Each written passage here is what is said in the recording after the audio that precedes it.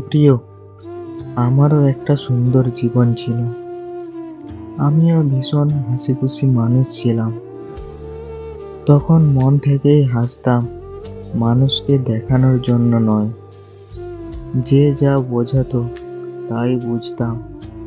বাস্তবতার সম্পর্কে কোনো ধারণা ছিল না আমার। তখন জীবন শুধু হাসিখুশি নিয়েই পড়ে থাকতাম। তবে হঠাৎ করেই একটা দমকা হাওয়া এসে কাচের ঘরের মতো সবটা যেন ভেঙে তছনছ করে দিল। একটা মানুষ এসেছিল আমার জীবনে, তবে ভালোবেসে ভালোবাসায় বেঁধে রাখার জন্য নয়, ভালোবেসে জীবন্ত লাশ বানিয়ে ছেড়ে দেওয়ার জন্য। তারপর থেকেই মাইন্ড পুরোপুরি ভাবে বদলে গেল। বাস্তবতা উপলব্ধি করতে শিখলাম।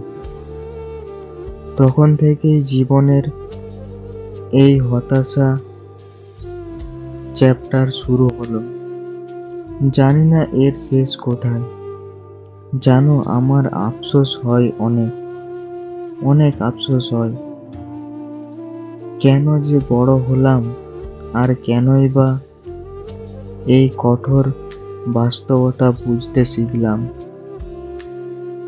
এটা নিয়েই আমার সব থেকে বেশি আফসোস হয় এখন।